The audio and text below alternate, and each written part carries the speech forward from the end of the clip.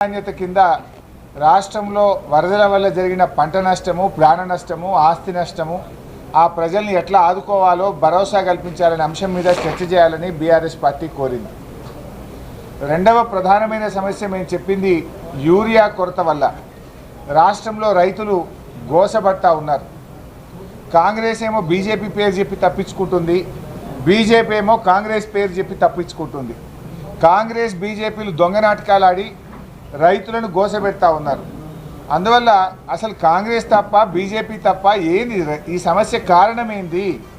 10 ఏళ్ల బీఆర్ఎస్ హయాములో లేని సమస్య ఇప్పుడు ఎందుకు వచ్చింది? దానికి ఏదైనా పరిష్కారం చూపిద్దాము అనే అంశం మీద శాసనసభలో ఈ ఎరువుల కొరత మీద మాట్లాడాలని బీఆర్ఎస్ పార్టీ ప్రతిపాదించింది. ఈ రెండు అంశాలు తప్పకుండా తీసుకోవాలని చెప్పి మేము కోరాం. వీటితో పాటు అనేక సమస్యలు, గ్రామాల్లో పారిశుధ్య నిర్వహణ సరిగా లేక మలేరియా, డెంగ్యూ, వైరల్ ఫీవర్స్తో ప్రజలు బాధపడుతూ ఉన్నారు. గ్రామాలు, పట్టణాల పారిశుధ్య నిర్వహణ, ఈ అంటు రోగాల మీద చర్చించాలని అడిగాం. గురుకుల విద్యా సంస్థల్లో కనీస సదుపాయాలు లేక 100కు పైగా విద్యార్థుల మరణం, విషజ్వరాలపైన చర్చించాలని కోరాం. ఫీజు రియంబర్స్మెంట్ డబ్బులు విడుదల కాక ఎస్సీ, ఎస్టీ, బీసీ, మైనార్టీ పిల్లలు ఇబ్బంది పడుతున్నారు కనుక ఫీజు రియంబర్స్మెంట్ మీద కూడా వెంటనే చర్చ చేయాలని చెప్పి కోరాం. 4th సిటీ పేరు మీద జరుగుతున్న అక్రమాలు, ముఖ్యమంత్రి కుటుంబ సభ్యుల పాత్ర మీద శాసనసభలో చర్చించాలని కోరాం.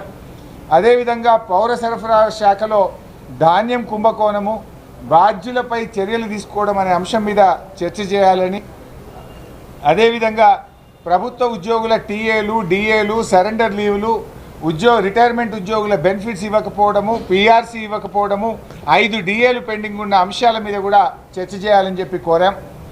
గోదావరి బనకచెర్ల ప్రాజెక్టు వల్ల తెలంగాణ రాష్ట్రానికి జరుగుతున్న అన్యాయం మీద శాసనసభలో చర్చించాలని కోరాం.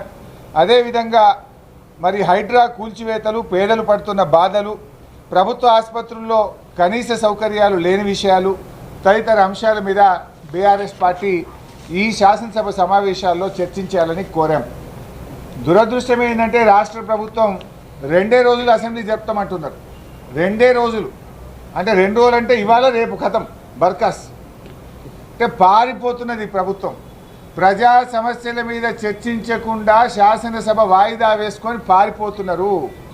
వరదల మీద మాట్లాడదామంటే వరదలు ప్రాధాన్యత కాదు, బురద రాజకీయాలు మాట్లాడుకుందామంటున్నారు.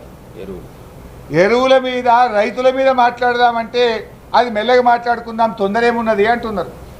అందుకే ఎరువుల మీద, రైతుల కష్టాల మీద, వరదల మీద, ప్రజలు పడుతున్న బాధల మీద మాట్లాడడానికి ప్రభుత్వం ముందుకు రాకపోవడం వల్ల మేము బీఏసీ మీటింగ్ నుంచి వాకౌట్ చేసి బయటకు రావడం జరిగింది.